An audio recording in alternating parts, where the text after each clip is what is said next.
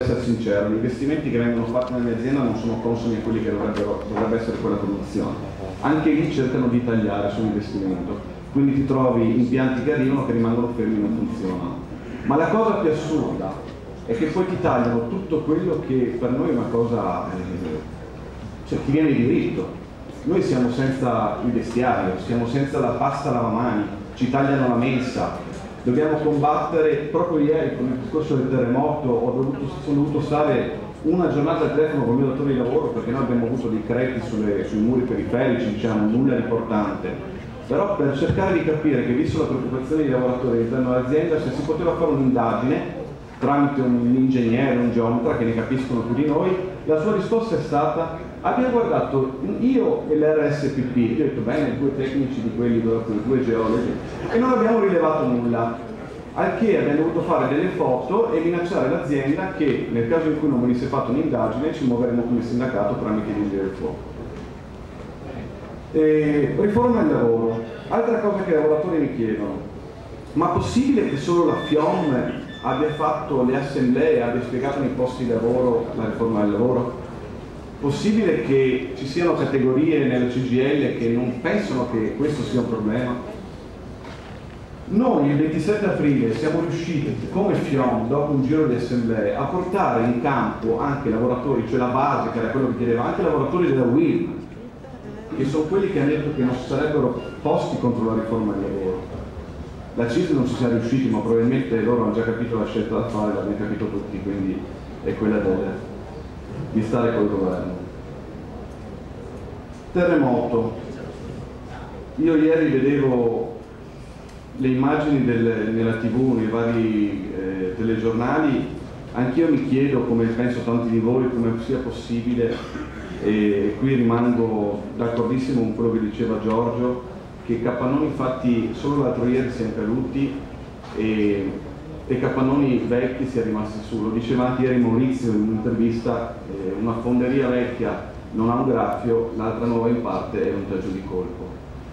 E queste sono cose assurde, probabilmente già da oggi secondo me si dovrebbe partire con un'indagine, e bene venga anche che forse il sindacato tramite la FIOM, e spero anche questo gestione della CGIL, possa fare un percorso del genere per capire realmente quello che è accaduto.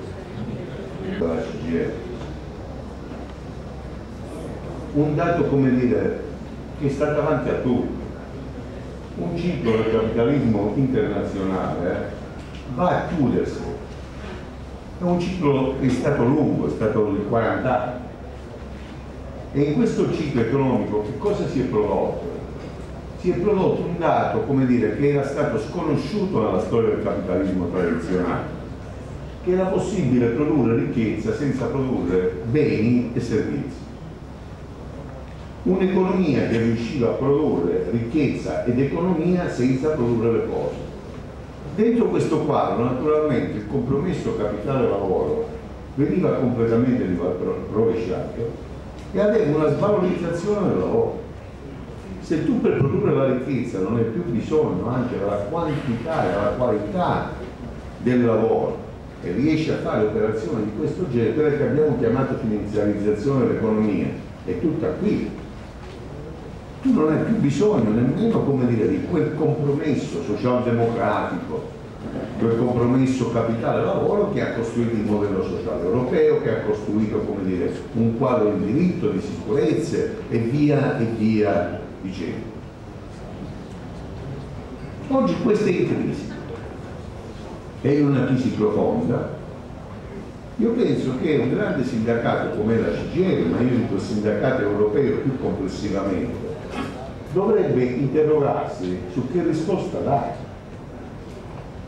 Perché per esempio l'ultimo documento dell'ETUS sulle politiche contrattuali nei paesi europei fatto dal sindacato dell'industria non mi pare sufficientemente adeguato a capire che tipo di risposta dare e come facciamo un'operazione che non crei dumping contrattuale dentro la stessa Europa, a meno che non si assecondi l'idea che l'Europa è finita, e questo è il pensiero che attraversa una parte, come dire, del mondo politico europeo, e che si possa ritornare a politiche di tipo nazionalista, perché vedete